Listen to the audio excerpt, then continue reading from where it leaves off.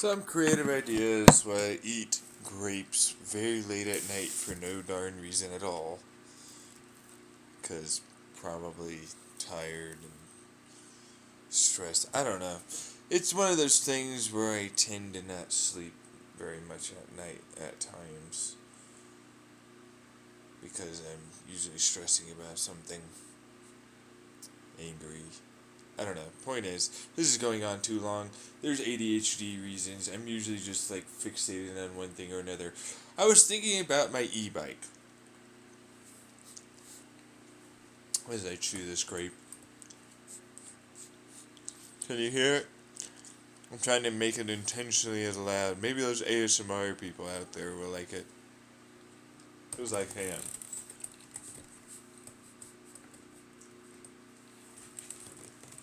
Anyways,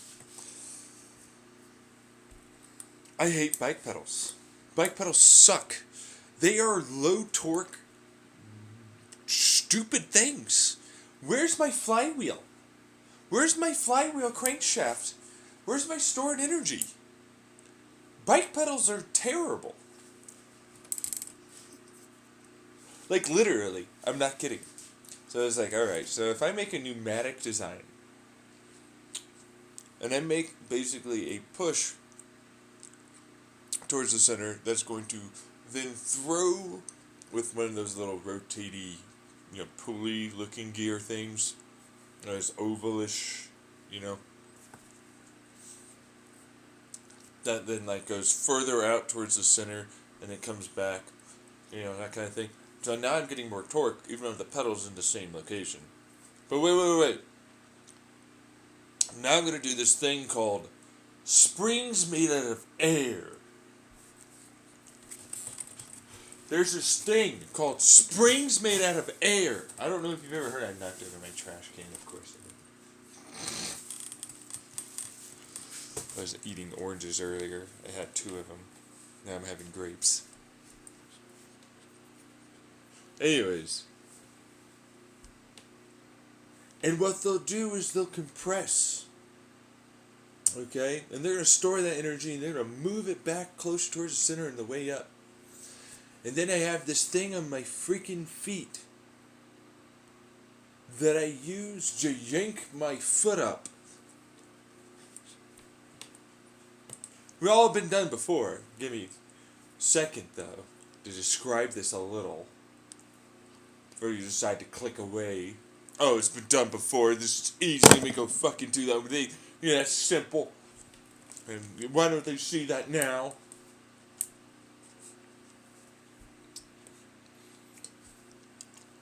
Vast majority of people around here. Well, obviously, because it's not competition legal. I mean, that's also dangerous. So shut up. This isn't for you. No one cares about your thoughts or feelings, you damn wanker.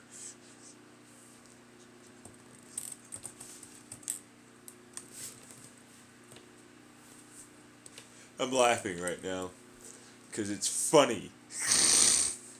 Fucking assholes out there.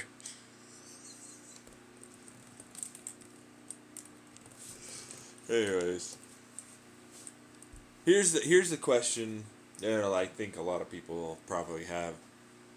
How is it that you're getting more torque by pressing it further away? And it's all about angles of geometry. Okay, it's a very similar design to if I have a triangle that happens to pivot in its center, or more specifically for me, towards the edges of the triangle, dynamically I can create versions and moments of increased length when necessary and wanted in its circulation around its center point of its axle. That creates greater torque. But for me, it means I'm actually still where I normally always pedal. Now, of course, there's more mass. You don't get something for nothing. And you do have to push harder to get that degree of torque. There's no something from nothing. Now, the spring made out of air, it's a can of air with a diaphragm and a seal in it. It's so hard, guys. I was thinking about it because I'm like, I hate this bike of mine. It's so bonkers slow. Like, I can easily be doing literally double the work here. Torque from these little things that are on my fucking goddamn body. And meanwhile, I'm 6'4", so they're not actually that small. But the point is, they're not that, like, powerful.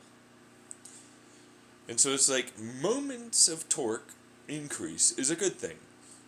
It's still going to be completely flat, and where it normally is, consistently, on top and bottom.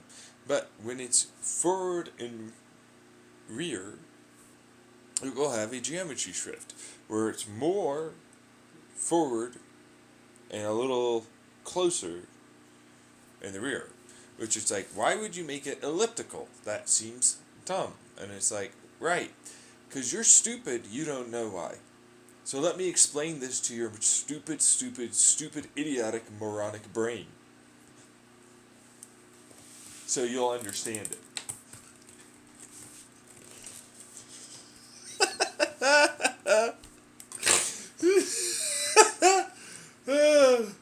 Anyways, because you are, for asking that question. You should have shut up and thought about it.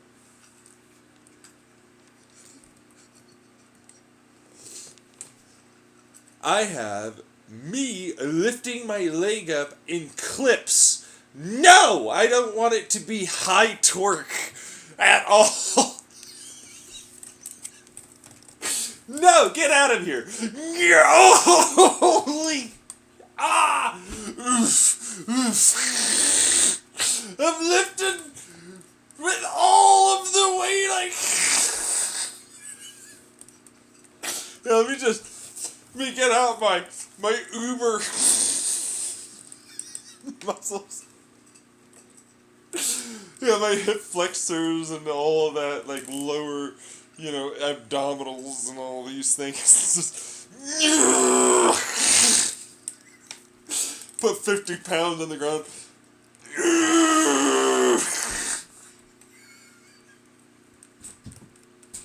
We're sitting down. You just do that. Yeah, no, I can't just stand up and just to shift my weight from side to side. I'm basically just letting gravity do the work on my weight. Meanwhile, your gravity is what you're fighting against, and your own fat ass, and the bike's ass. That's fat too.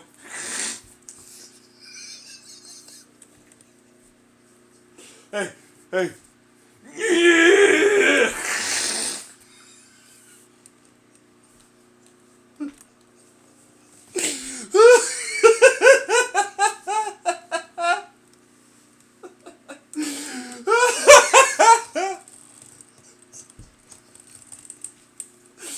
me just go ahead and do that real quick, Just do that.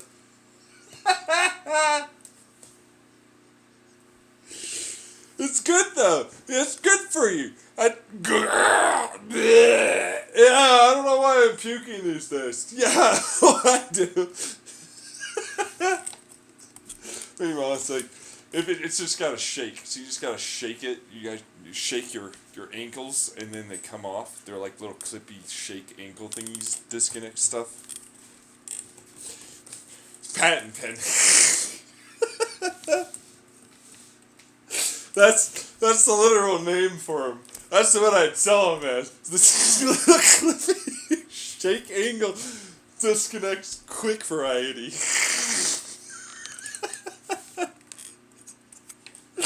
The bike gets into an accident. Woo! It's not coming with me. Oh, darn. It's still coming with me. The way I had this accident was gonna make that happen. There's no getting around this.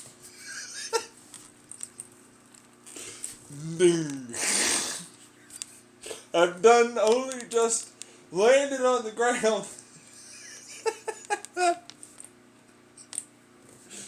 Anyways, but the point is, it's like, yeah, no, of course you want to make it closer, but it's like, we're not done yet. That spring is stored energy. That is my flywheel. That is what is going to help lift, because opposing piston, okay, this one goes down, that one goes up. That helps push that up. You're just going to help it along by lifting your leg. There's a certain amount of energy you have to put into the system, and then it's pretty easy to maintain it. You can always put more in, which is at that point kind of like a gear system in a bit of a way, But it's mostly supposed to be considered a flywheel. It's a flywheel using pressure, fluidic pressure. Yeah, I was like, yeah, why don't they do that? Oh, I know why. You suck. Like, honestly, the way I have to do the little arm thingy for pressing in, it presses in, down, compresses the air. That sends a volume of already compressed air over to the other side to effectively fill up the previous volume. And then, which was compressed. It was compressed. So you're compressing it already compressed. And it goes, I don't like that. But it's like, that doesn't work. So wait, what? And it's like, yes, no, it does and it doesn't. It's moving inwards. Okay, the oval, like, extra lever design. And then it's going to use that pressure to essentially extend up the bike pedal. Instead of, like, you have to think about it like this. There's a hinge, that's a V, and on that hinge, it shifts forward and backwards based upon a circular gear that allows for it to pivot within inside of that socket, quotation marks. It's really just a flat angle, and so as it goes forward, it's like, well, your pedal is maintaining the same circular motion in the same plane and in the same area. This now shifts forward and then shifts back and so on and so forth as a result of that. But because that's its own version of a fluid that will go forward, compress, go in towards this axle, then go out and then up, moving it forward, and then, which by the way, flywheels mean stored energy, which you have stored energy. Person that commented that, you idiot, shut up and sit down and listen before you get decidedly removed from the class. If I was your professor, you would be not here.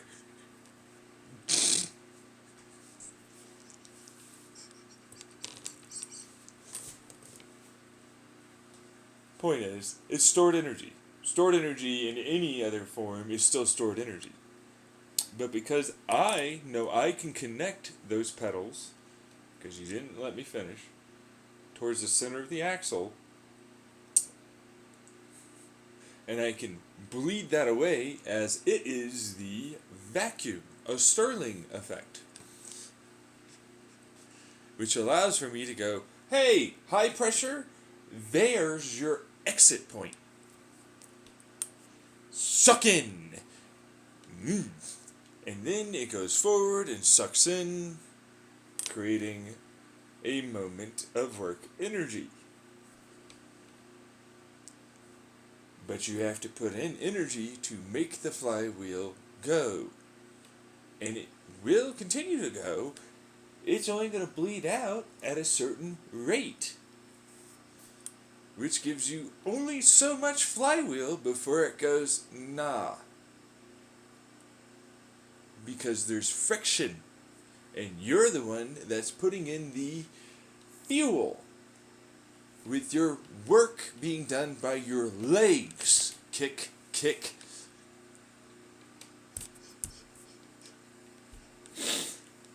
It's a flywheel. I'm angry because it's like I can already hear their comments. They're freaking annoying. I'm not a nice person at all when it comes down to this. It's like your snide little comments are stupid. I got him!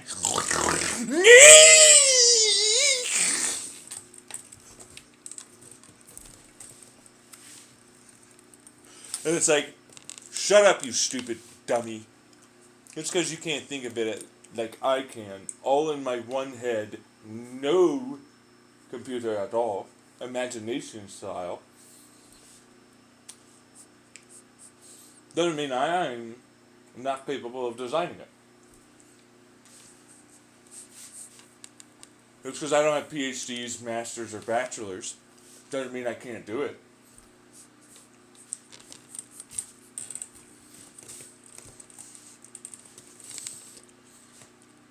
How come you think I can't do this? That's a flywheel. It's stored pressure as a flywheel. Flywheel. It's a battery. A battery is a flywheel. Flywheel is a battery. Same thing. They're not the same thing. One is not different than the other. I see comments here. You ever notice that? Because you're going to probably think something like that. You're probably going to be like, It's not. I'm being ultra super stupidly pedantic about this.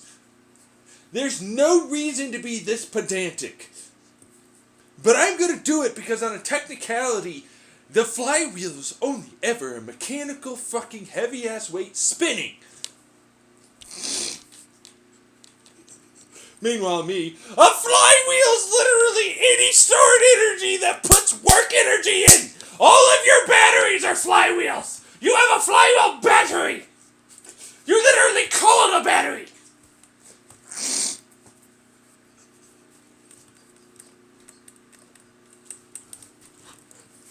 Your pedantic ass can go get bent over.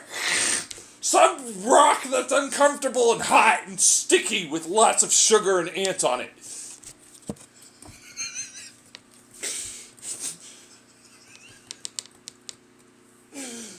Yeah.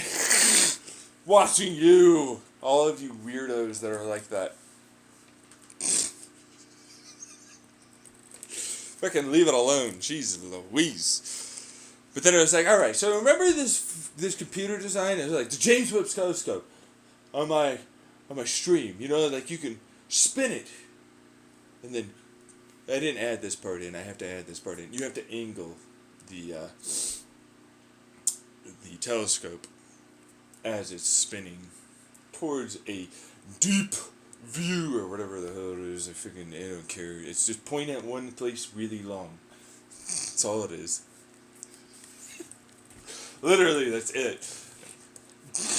It's like, oh, I came up with a cool sounding name, and I get it. Cool sounding names are cool. But it's like point at thing. Wait long time. Keep it pointed.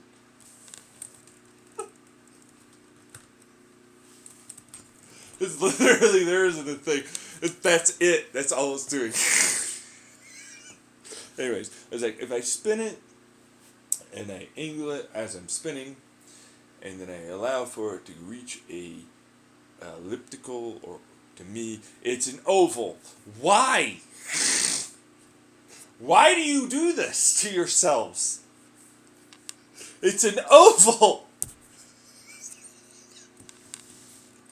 You make me so judgmental sometimes because it's like, it's super uber unique. It's elliptical. It's an oval. It is an oval. There's nothing but an oval happening. There's a very specific type of oval. Okay, we need to get ultra pedantic about all of the geometric shapes again. This squiggly oval is different than that squiggly oval, and we gave it a special name. It's so annoying. after a point. Anyways, we're going to have the elliptical orbital thing. And it's like, how do we do that? And I'm like, well, I'm going to pass it through the Lagrange point, basically. I'm going to use the Lagrange point as its own version of a gravitational, not neutral zone. More or less, it's like, this is the thing, the body. It's technically just neutral, right? Technically. But because I balance this neutrality zone between these two bodies that do the spins with the spinning and the ellipticaling and the orbit stuff, I now have a pretend gravitational constant that is here. It's vacuumy style gravitational constant. Literally, there isn't anything other than that going on there.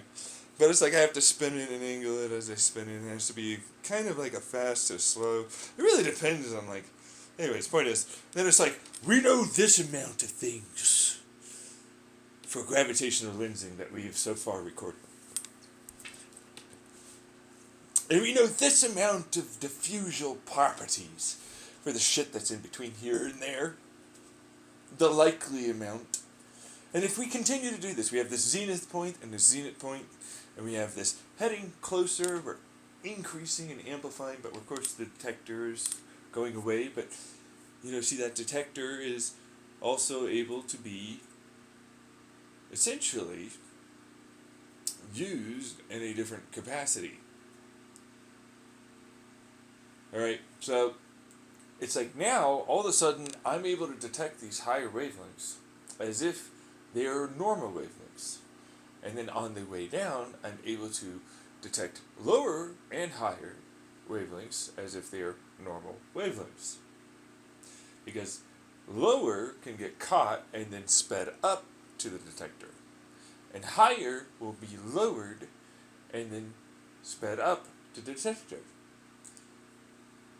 Caveat, it's really just giving a slight increase, especially with the spin and the angling as it spins, which gives a slight coherenting, meaning sharper resolution to the detector. Because we know this detector has to send these signals, which are just electrical. It doesn't really matter what they are to me. It's a beep, boop, dash, double dash, so on. And I go, this is literally how transistors work, DC style. And I go, this is dumb. Why aren't we doing the 0, positive 0, 1, 2, 3, 2, 1, positive 0, 0, negative 0, negative 1, negative 2, negative 3, 2, negative 2, negative 1, negative 0, 0. Because it's a sine wave that gets pushed through. And really, realistically, only a few people might know and understand what the hell it is I'm talking about with that.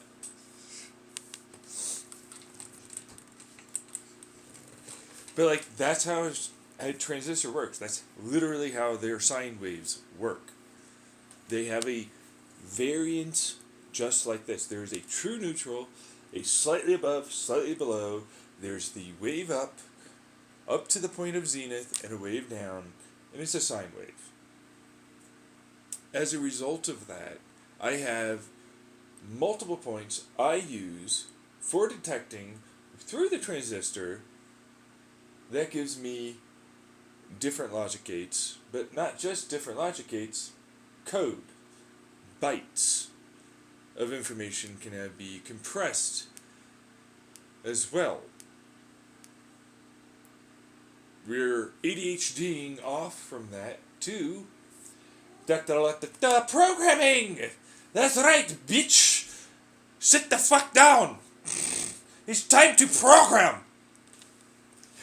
Yeah. We're programming to the best of our abilities. Now, we know about this breakout program, right? It's called a hash. It takes a certain byte value of information and it goes, because of these, I'll turn it into this. Which to me goes to, the program says this will be assigned thanks to this, and then I'll get out that. And I go, well, I have a very specific fucking thing called a detector that is only giving me this shit. I don't give a fuck what that is. I don't need to convert it into your digital byte information. I want bits to become bytes in no way. I want them bitty. I want them categorized, specified, detailed, resolved, and then filtered. So give me a second. I have 5 levels here, and I need 5 levels. So I have it up and down and around and all that, and that's how the detector works, by the way, very similarly. And so as a result, I can take a bit of information, and with a breakout program that knows this bit of information from this area, because this pin set is assigned to these values on this given area of the detector, I have this in its cache, this in its RAM, and this in its hard drive, which assigns automatically, not auto-magically, it's automatically these values for these given incoming of information, because I can now super increase the amount of information flowing through, and I can calculate, because wait, I have knowledge of one bit being able to be this coherented,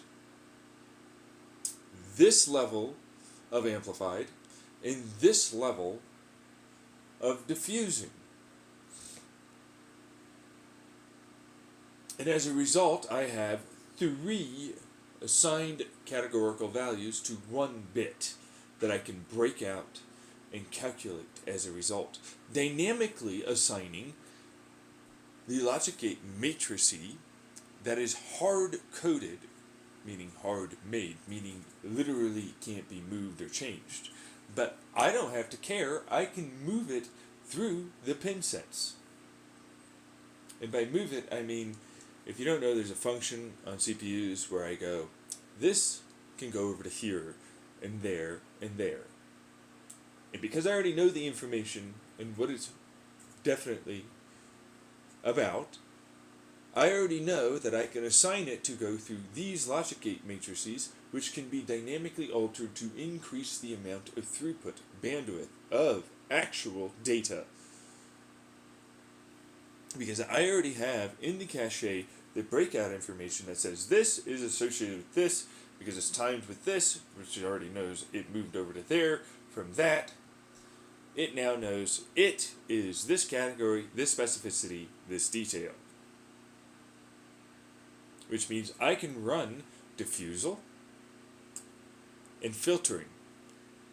Which diffusal is different than detailing, and so is resolutioning. Resolutioning is happening after filtering. You're going to have to give me a second on this, because this takes a little bit, for people that don't know programming, people that don't understand how this works, this will get really rough. So hold your horses.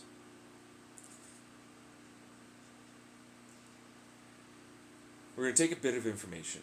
We can assign it more than 4 different calculations for one bit. With error correcting, because we can assign knowledge to our detector and the calculating and the RAM and the cache and the hard drive that says no matter fucking what, it can't do that. It cannot get that value. And that is a bell curve probabilistic value.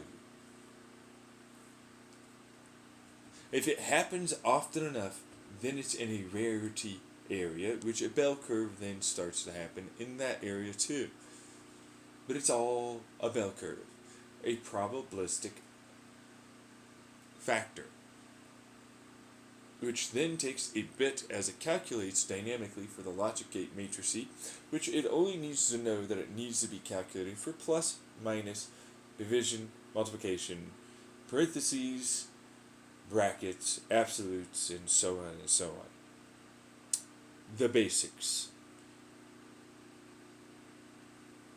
You are going to hard code your literal logic gate matrices into becoming a dynamic algorithm to calculate for oncoming information, which is an analog digital concept. Hybridization that will be using not just that programming, but also because DC flows one way, it also has a space in between, which that space in between is also a version of a negative sine wave, which is its own 1 and 0, respectively, which you control what that value is assigned as. Because 0 is still going to be 0, but a positive or negative 0 can be a 1 or a 0. A 1 or a negative 1, which there's 2 on either side, which makes 4 total, which makes it such that you can have 4 bits, and they can all be calculated for you. Then you have 4 2s and actually just 2 3s. I wish I had 4. It's so close. But 2 3s, which is good enough. Now, what this does for the zenith on both points in its elliptical orbit makes a static image that's very, very high resolution for that brief period. Exactly the point you're pointing it at. That's right, we have supercomputers where we are, because all we're doing is going to go, hey, that's bit information that is assigned these values that then turns into a series of bytes. 1 bit, 2 bit, 3 bit, 4 bit is the same like an internet protocol that tells us this information now goes and corresponds to this other 4 bits, which you will use the same programming at your supercomputer that you will have that information get sent, which is a full byte of information, be such that because it's known what this is, the program will be using the same kind of style of calculation to break it out even further into, hey, these bits of information are assigned these bits of information because that means they're actually all of this actual information that you will then render to completion for the depth of field that you now definitely have.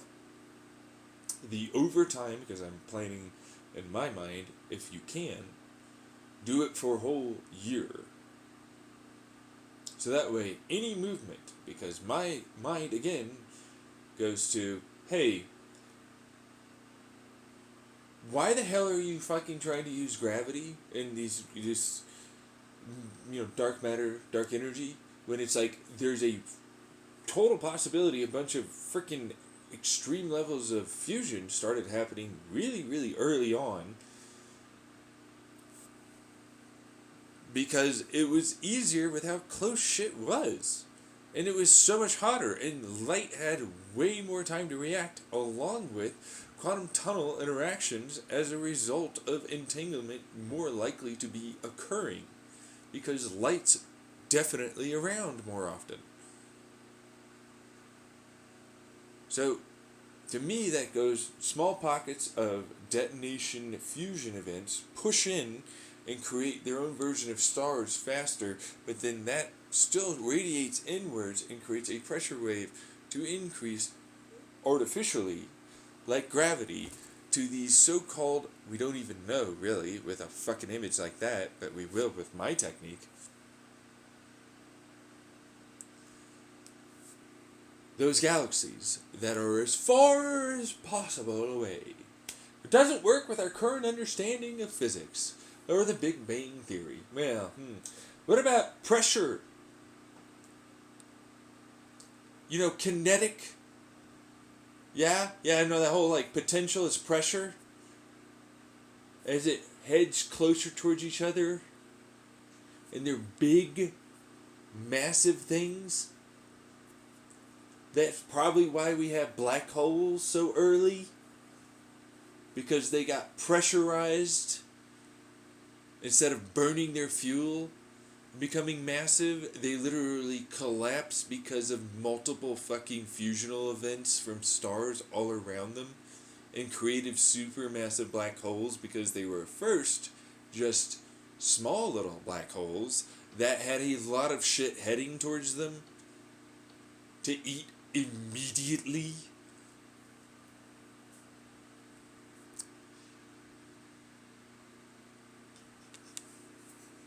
Which to me turns into, it still works with your theories. Why are you saying it doesn't?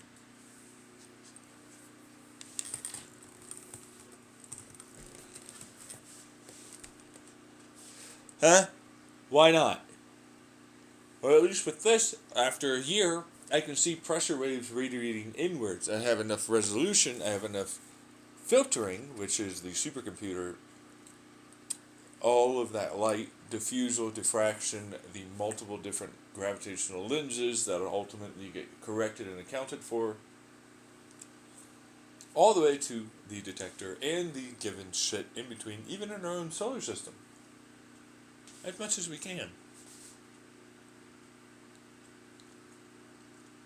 Which should give us a great amount of anisotropic filtering to a point, but it's really more about AI driven, hardware accelerated.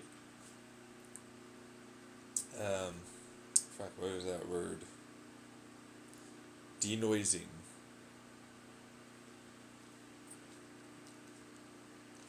That's what it would be. That and the amount of data all the time throughout all of its elliptical orbit for over that amount of time. Which I can compress like nobody's business, because that bit of information with another, a full byte really, can be compressed because it's like, well, this is all to do with this up and this down and this, and then I can really hyper specify frames, and then I can compress that by going like, these frames are now these moments of time, and so on, until it's like, well, that's now these bits of information that'll be broken out into bytes. So I only need this bit of information assigned to these different categorizations, specifications, and details. Resolution and filtering is more about, like what I talked about last night with myself, as I was getting angry and bored about the whole idea of like information being given to others and like psychological profiling. Give me a second, I'm eating that grape. You can't account for intention and what a singular person will do, and I'm like, that's a lie. You clearly can. Your mother does it to you.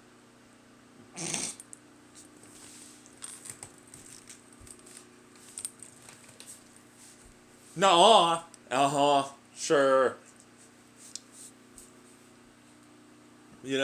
So it's like, then you have your genetics, and then you have your basic real self profile, quotation marks, real self, online, and then you have, like, if they get enough information about what you really think and so on, they can get pretty fucking accurate results about what it is you'll likely do. And then it just turns into an over-the-time probabilistic orders of magnitude graph. Which then turns it into, like, well, when you really break it down genetics-wise and personality trait-wise and over time and so on, then we get into categorization of the bell curve of the crowd, meaning they're this far over this the personality blah blah blah stuff of the bell curve. And then it's like, then we have the specification within those categorizations, and then we have, which is another bell curve. And then we have detailing, which is another bell curve of the bell curve. And then it's like, right, then we have detailing and filtering, which then turns it into a basic fluid dynamic chaos theory mathematics neural network driven system that uses string theory predictive analysis, meaning multiple dimensional aspects of influential interactional profile probabilistic natures, mathematically speaking. And then that means you can pretty much predict the vast majority of people. Because that's essentially what I did in terms of my programming and math for my concept here for the James Webb Telescope. Because it's like, that's perfect. That's literally like how light will diffuse and try and become polarized, try and interact, the probabilistical factors at different varying depths, the degree of angular momentum change, accelerational parameters, quotation marks, by shortening the distance through gravitational lensing. But to me, it's like you're also accelerating it towards a point because it's from a wider point to a center point, giving it a higher degree of amplitude. You know what I mean? The wavelength that we see, blue shifting, red shift, blue shift, that kind of thing. Right. And then you have your spin, which is polarizational / collapsing kind of styles of stuff.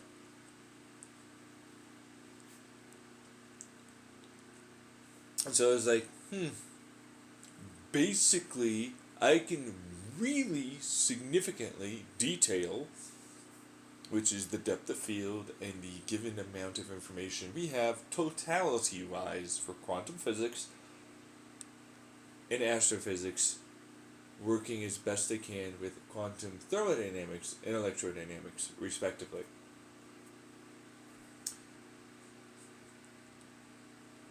Because, yeah, you're introducing a degree of heat, which increases pressure, which increases probabilistical interactional forces, which then in its own right means it'll more likely start to curve outwards, making it look very much like a fluid, which then turns it into, for light here, a basic bitch fluid dynamics, neural network, chaos theory, mathematics, interactional, probabilistic math. Because it's probable with these amount of orders of magnitude that they wouldn't start to interact, they'd start to try and go further away. And they would try and change into various fields and collapse back down, almost like they're in a superposition, but in reality they're just converting and then going back to the thing they originally were in the same direction. But it's not a quantum tunnel, it's like that stupid, really bad article that was like really trying to infer the reverse time that I did on my stream with like this quantum, I got an electron or muon and I go through this process, I changed it into something else and then I changed it back to the same muon or electron. And it's like a reverse time and I'm like, I fucking hate you. All you did was make a literal quantum converter, which you literally just proved that thermodynamics still works in the quantum realm. That's all you do. That is it. Oh, I heat up water, it's steam. I collect it over here, same amount of water and steam. Blow it at your butt. That's literally it. That's all they did. I reverse time. I hate your article. Your article stinks.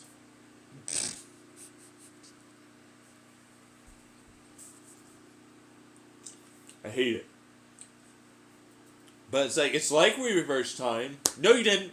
You just proved thermodynamics works perfectly at the quantum level. That's all you're doing. And you're this guy like, I'm using vacuum energy to pull energy from far away. Stirling engines work at the quantum level. We get it. Shut up. They're so unique. Jeez.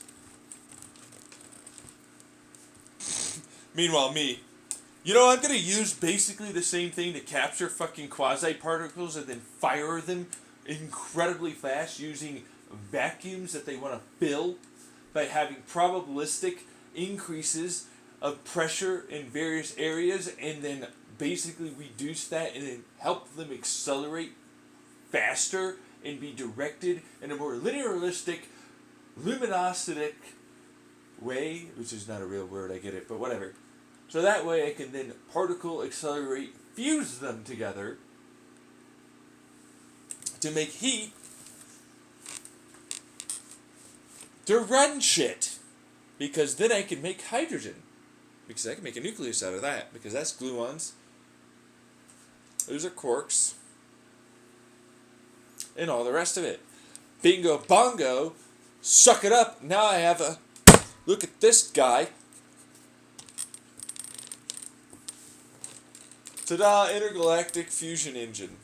That's supplied by that, which just makes hydrogen. It literally makes hydrogen for that engine that I fuse in a very particular particle acceleration fusion. There's a couple of things. So I have particle acceleration. I'm using tokamak, magnetic squeezing, which means plasma. But I'm also using particle acceleration fusion to effectively create degrees of high pressure during plasma squish, effectively, as they're flung together, and then I basically create a little nucleus of a start of fusion from the particle acceleration as plasma collapses around it, and I squeeze it with good old magnets. I don't need superconducting at that point, and some inertial confinement lasers, which I just needed to be white enough. And then it's like, right, but oh yeah, no. If I entangle them slightly with some lasers by vibrating them, and putting a pressure wave through the plasma, slightly. We only need a slight amount of entanglement. We're not talking about actual entanglement. We're talking about they're slightly similar and they're close enough, and there's maybe a superposition in there. And it goes, boom. I like to quantum tunnel now. And if you do all of that, it's oh yeah, I get a lot more fusion. I have easy ignition levels of fusion. And it's if I open up a place for them to go to, but then I create what is essentially enough of this separation, bifurcation of this plasma, and a little bit of increased fusion here, meaning pretty decent fusion on one side, and then this is going to collapse by being essentially driven diagonally towards that opening, lower pressure zone, to then be accelerated and crashed in and fused together and collapse and make a greater degree of continuational ignition fusion as it goes towards the center with multiples coming together to do essentially the same damn thing again. And then I wrap it around back towards the initial area where we started the fusion by creating double two lines of plasma, not tokamaks, although that is another one. It's which, by the way, this is on my YouTube channel already, further back. I haven't really had to redesign it, because I was this is really easy. I don't need to do this any further.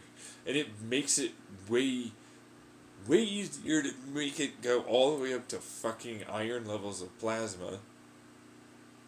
And then it's right, I just need to shove, effectively, injectors of this plasma into this little nozzle area to cause it to spin and rotate and create what is the literal definition of a dolphin ring of plasma in the bell end, which then coherents it as it reflects the vast majority of electromagnetic radiation in a coherented fashion, one direction, through the bell end, along with radio wave and electromagnetics. And as it diffuses out of the bell end, I get a iron level of plasma that is firing out the bell end at genuinely this near speed of light, 99%. So it's basically it's a version of a bunch of wraparound accelerational high luminosity. You get the initial boom, boom, and boom, and there you go. That's all you have to do to make it work. It's a big beast, though. I have it's a space 3D printer, the concept design I made specifically to be able to make that engine. Because I was like, I need a big mass equal better. Mass equal much better.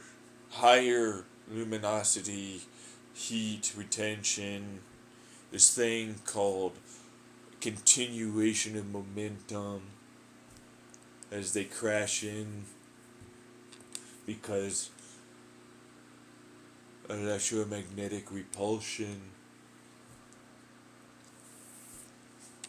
Then I'm like, if I attract them with the right excitation of the plasma and spin with lasers, I get charge fields that are attractive forces to the electromagnetics, which helps me corral them with a laser grid and basic bitch copper coils, not superconducting.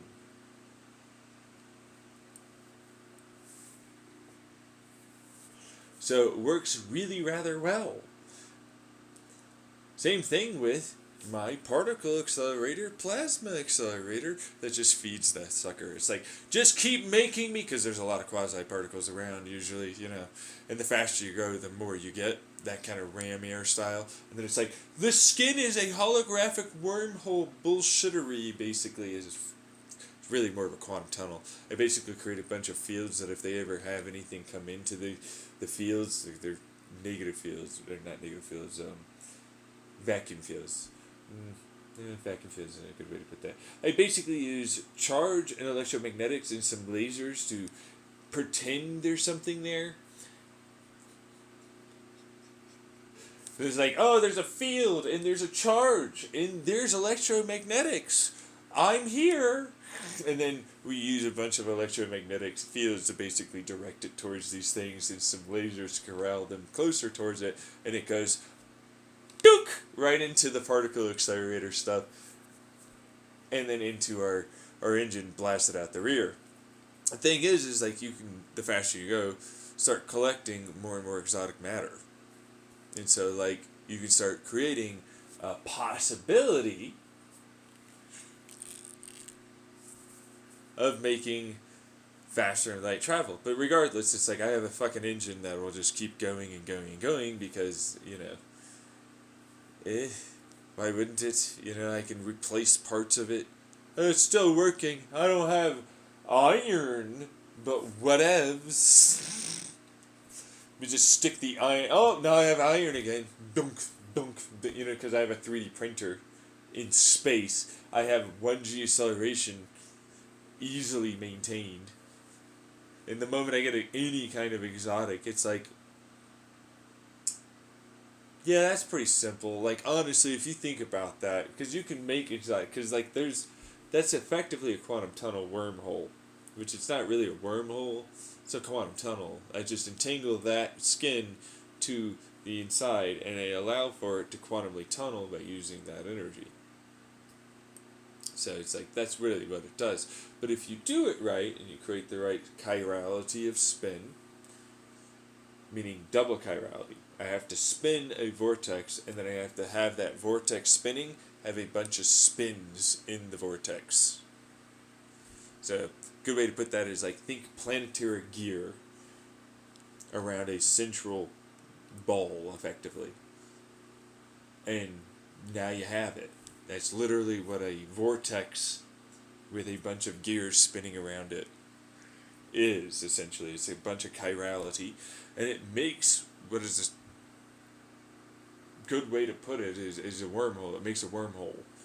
Like, those create charge fields and electromagnetic field, and with the lasers it creates a literal wormhole in the center.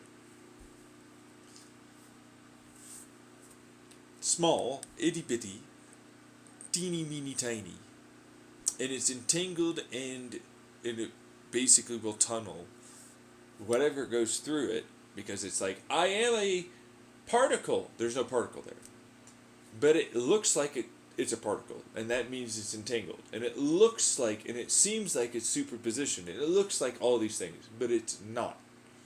See, before anyone gets anywhere with it, we are creating what is literally the equivalent of a fake out. To our physics, we basically made something that is there, but it isn't. There's nothing there. But physics doesn't know that, because it will still entangle anything that goes into it, it will still tunnel it, and it will still wormhole it. Because that is a wormhole that will now push it through the tunnel and entanglement. Because we're entangling a wormhole, and we're entangling the whatever the particle is that comes through, and we're also superpositioning it so it's more likely to tunnel.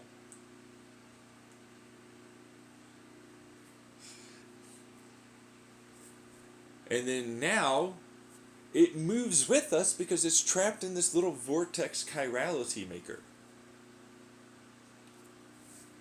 And so now you have the wormhole skin complete. That also goes to our literal fuel source generator that also powers mostly just itself. We get most of our generation from the big behemoth engine, intergalactic engine. That's what that is. It has tons of heat, so radiative heat design, kind of, that kind of stuff with fluid and moving things. We can make electrons from the particle generator, so there's a few extra electrons, you know what I mean?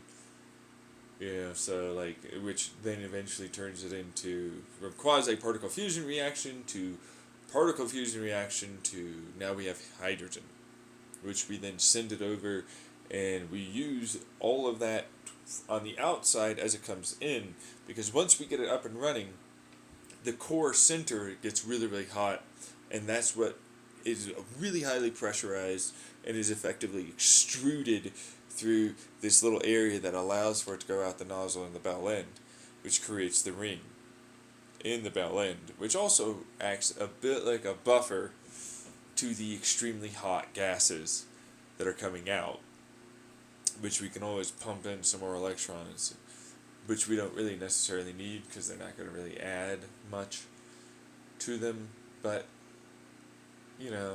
whatevs, if you want to.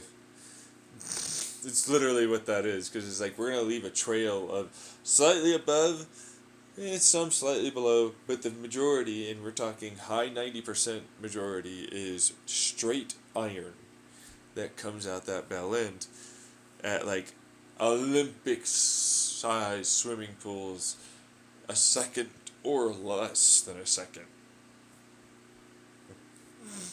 Because we just need to make that match it. The fuel source generator for the sucker. And then now we have exotic materials, which, because that wormhole is created, it will generate exotic matter. And fields, the faster you go, the higher the particle acceleration, and the resultive plasma generated. Alongside of the ring around the wormhole on that creates its own version, once it starts to interact like that, of a catch and creator of these exotic materials that then entangles it and uses the kinetic force as a literal creator of exotic matter that then will dump it into particle accelerator or quasi-particle fusion reactor and the fusion engine that we have, or at least we, if I ever got people. It's just my concept design. That then allows for us to travel faster than the speed of light, because as we extend space behind us, we don't need to ever collapse space in front of us. We want to go faster through space because it generates more extension behind us. And there is a runaway effect of exponentiation there, which will eventually curve space and time to a ball that we will then ride up to a upper atmosphere, and effectively there will be a point where we should not do that, because it will expand rapidly. Because you're still going to relative physics here, not faster than the speed of light. You just expanded it really far that way. And then it collapses as it burns off with the interaction of the plasma and the bell end and shit. It then goes, see ya. Constantly, never-endingly. So there's always a flame, but it's always burning out as it goes through. Kind of like frames, but there's no frames, because it's infinitely dense to that point. You know, for the amount of expansion. So you get a force that pushes you faster, constantly 1g, faster than the speed of light. But to your point of view and perspective, you are literally just going that fast with whatever the expulsion of your iron plasma is. The opposite direction. So very high specific impulse that is infinite now, burning. It's right, it infinitely burns, and you faster than light travel. Okay? Which it's like, that plasma fusion engine should work.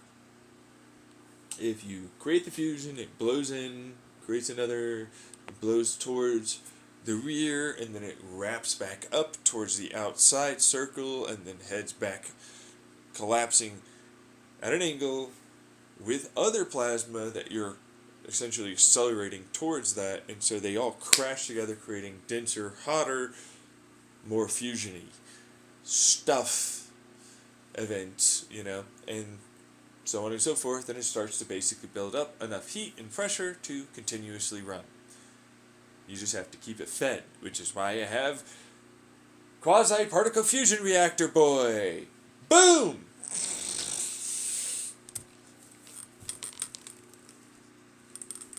Yay! I can go intergalactic, really, technically speaking, the whole entire universe.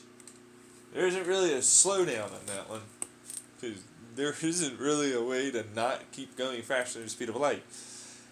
No, it's more about the fact that you technically don't gain mass, and while yes, you are going very fast, the thing is not going to swallow a planet, and so you kind of need to dodge shit.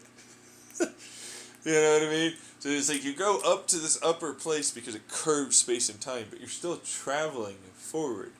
You know what I mean? In your relative 2D graph. But 3D and 4D and all the rest of the D graphs basically says, yeah, no, sorry, it's a little weird. You're expanding as you do that.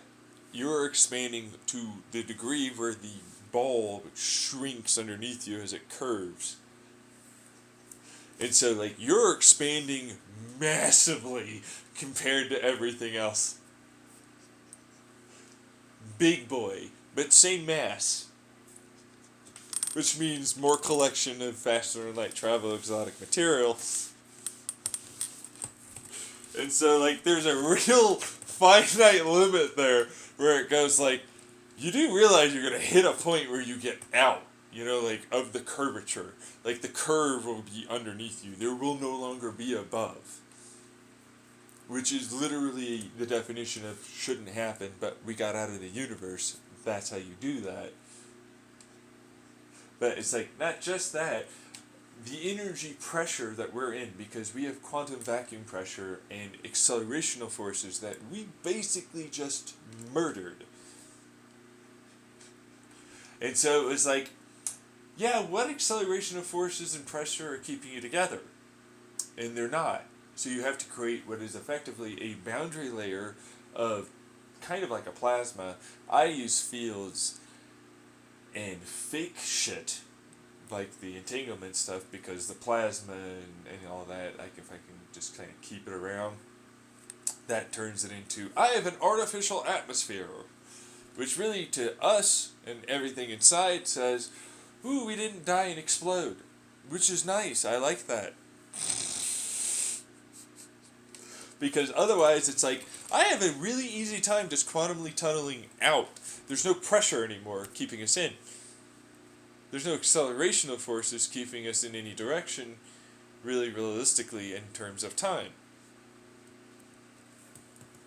Which means we still experience entropy, but accelerational forces of interaction are only within inside of ourselves. We don't interact with the universe itself anymore. And then we get a different effect of time.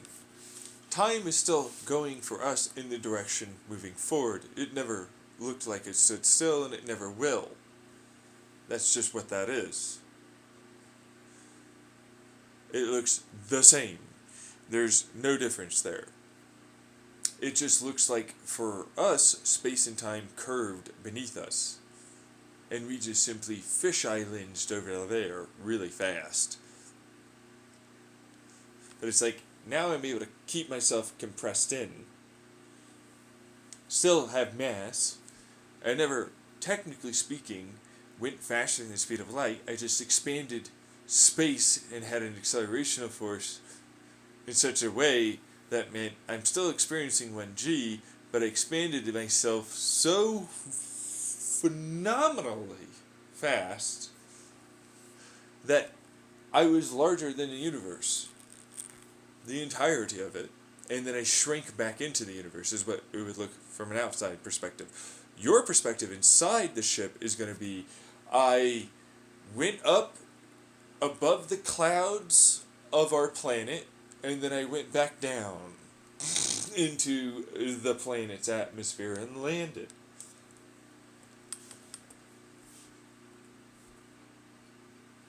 That's literally what it will look like. There should be no way for it to be anything else. That's the only way physics works. Which I know, really hot, heated debate, makes people angry when you think about it, but it's like, that's basically what you're doing. You expand really rapidly, you move forward, and then you shrink down. But from an outsider's perspective, you literally just look like a really fast-moving, don't get me wrong, spaceship. But, you know, you're not faster than the speed of light. I mean, you're really close, but you're not faster. Then it's like, why are they suddenly just like, whoa! What the fuck? What the hell just happened? Where are they? It's like, it'll literally look like a cone job. It's like, whoop, whoop. It's like, I don't know where they went. They just disappeared into the ether as they expanded. They went transparent as they expanded. I don't even know what that is. Which, by the way, quantum physics will basically tell you what we are essentially doing, which I hate standard model probabilistic factors. Because it means nothing. You still stood in every way completely solid.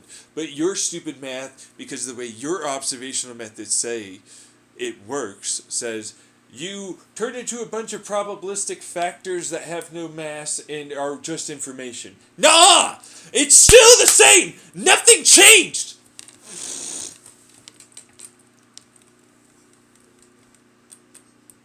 Fuck you! You don't understand quantum relativity, where it is still the same relativity. You have an observational view of yourself. Just because you, an outside observer, can't understand something, doesn't mean they don't. But I've already explained that. I just get so angry with them, because they're like, I'm hoity-toity quantum physicist, dude. I know probabilistic factors and orders of magnitude. A lot of special words that say you look at something happening over and over and over again, but randomly, for some reason, you can't understand why, it doesn't.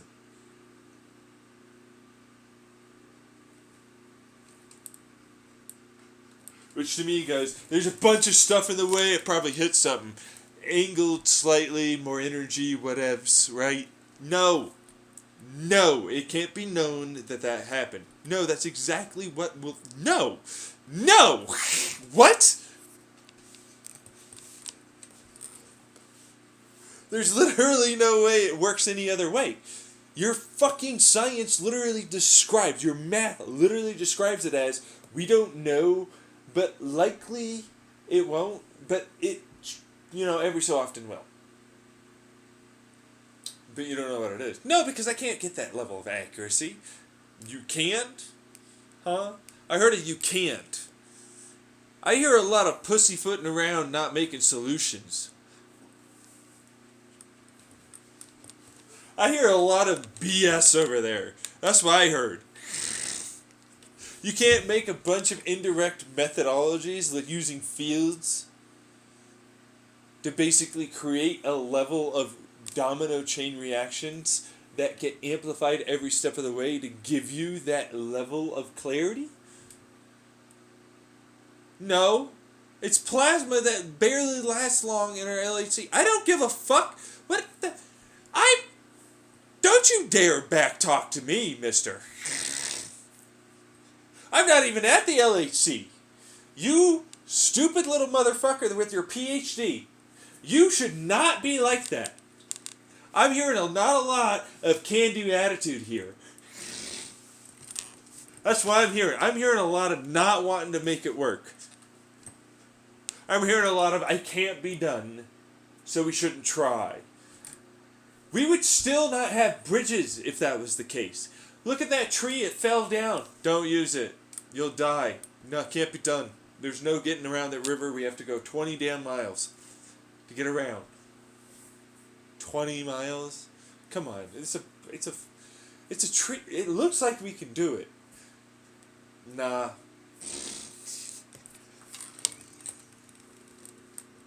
Look, there's these things called charge fields. If it goes through a charge field, I can make it be amplified. There's stuff called these chiralities of photons, of electromagnetics. Make the right material. Guess what happens? As a particle goes through or plasma interacts with an electromagnetic field. Which even then, it's like, oh, by the way, I can still put effectively not that field and use a pressure wave that is not in any way directly interacting.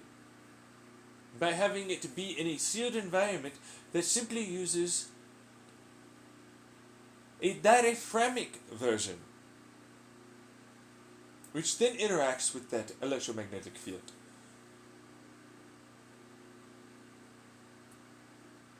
By using the very plasma you create itself as a diaphragm.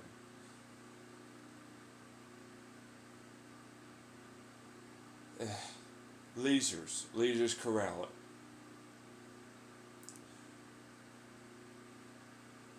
Did you not hear what we were talking about earlier? It was just me in my chair here. But if you were there, the commenter, and you were really saying those things, it would be a we, wouldn't it?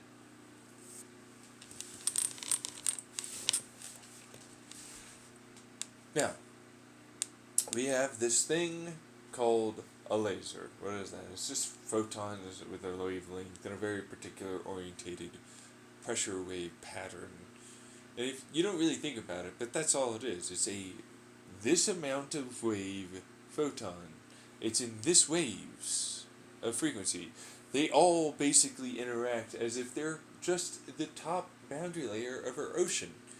Just scrub the ocean floor underneath. Those waves do that in a laser pattern. That's all they do. Now you understand why fluid dynamics for any fluid is effectively this shit. I mean, you can even make polarization. That's how we get spike waves, by the way. These ginormous 100-foot fucking waves that suddenly collapse together and break on a boat. Which it's like, well, yeah, because the boat's effectively a baffle system with reflectivity. So of course it dampens, and then all of it has only one place to go as it reflects in a resonating harmonic frequency to the given waves in a storm, suddenly potentiating and dumping all the energy into one thing. And then it crashes into the boat because it's a dampener. So of course it's like an energy suck that goes and hits it. Why wouldn't it do that? Yeah. Thermodynamics. Oh wow, what do you know? It didn't go away. annoys me. But it's like effectively the same thing with plasma. All you have to do is understand the right wavelength. All you have to do is understand the right cross-talking in between wavelength of up and down, side to side, and spin, meaning rotating wavelength through the crosstalk up and down, which is technically side to side, up and down, and spiral, respectively. Which they go, deny, you can't just spin a laser in place at all. There's no way to do that. Are you sure? Let me just get a laser pin and just spin it on its axis. let me just make it spin really fast with this electric motor.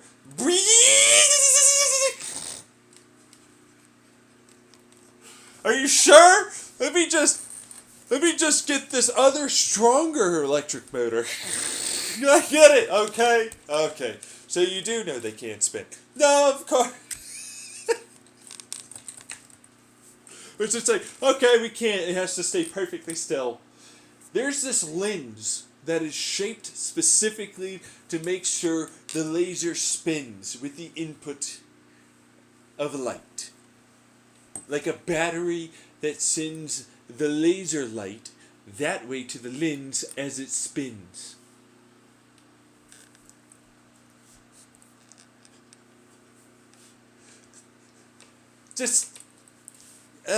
And it's like, no, so you look stupid now, huh? And it's like, that laser light interacting correctly with the plasma makes a diaphragm, which then for sure interacts much more concisely and precisely with your electromagnetic field or charge fields, but indirectly, because you're making sure for given particles that you are trying to detect, they don't get interacted with, because your probabilistic factor says they shouldn't with orders of magnitude of certainty.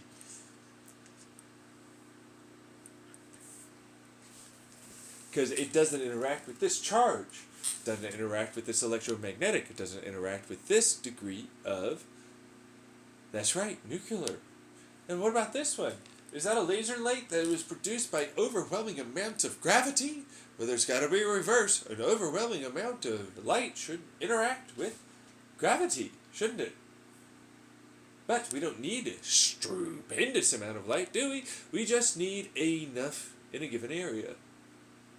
That gives us, for a brief window of time, with the right crosstalk, the right waves, and everything else, a density that does mean it got interacted with its gravitational constant. And then amplified. As it collapses, the light and ultimately interacts with your detectors in an indirect way. And that's just a direct indirect. There are indirect directs and indirect directs, which means a lot less direct, but then eventually it hits a direct. And then there's a indirect to a direct. This is a direct to an indirect, technically. But then I don't really necessarily not need just the charge field and electromagnetics, which is indirect to direct. Which, technically speaking, depending on how you do the light here, you have an indirect to direct. Which now suddenly makes it so LHC. What the fuck, bro? How come you think Heisenberg was... You know what? He said later in life it might not be the case. We just really suck at detecting.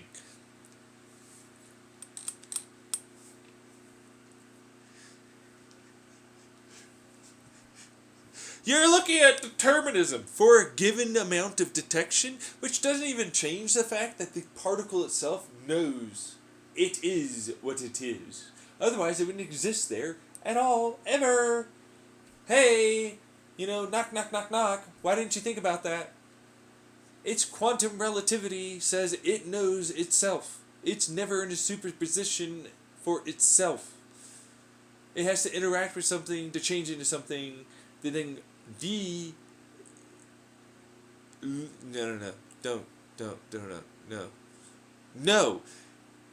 Interact again to no longer be the thing and go back to its original thing. That's all they're doing. It's a thermodynamic process. Shut up. It's not de-interacting. Fuck off.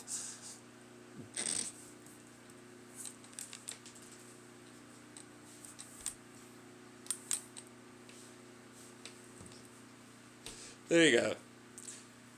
Anyways, where am I going with it? Oh, right. Yeah, I know. That's how physics works for me. You know, when it comes down to looking at, like, the spaceship thing, it's like, why is it that you would think in any way a time graph would, in any capacity, work that way? It's 2D. It's stupid. Why? It's not in any way accounting for anything of self-relativity. Not to mention, your perspective is always forward. Theirs isn't. And you still end up exactly the same place with just basically no time at all for their observation to have changed. Doesn't mean your observation's the same. Your observation clearly isn't going to be. Why didn't you have that? That's like basic levels.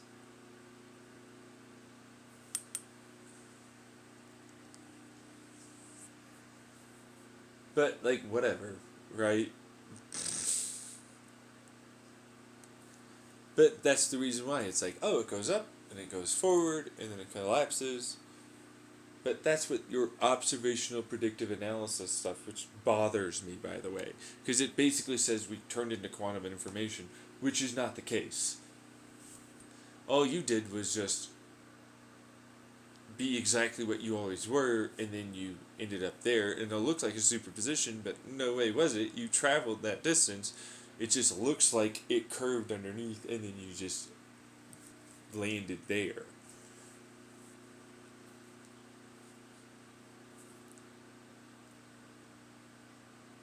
That's how, dimensionally speaking, it would work. I suppose if it's dimensions, it's really the same 3 dimensions. It's just relativity. Again, astrophysics, quantum relativity. So there you go. Pretty simple stuff to me. But then I'm me. Alright. Bye, guys.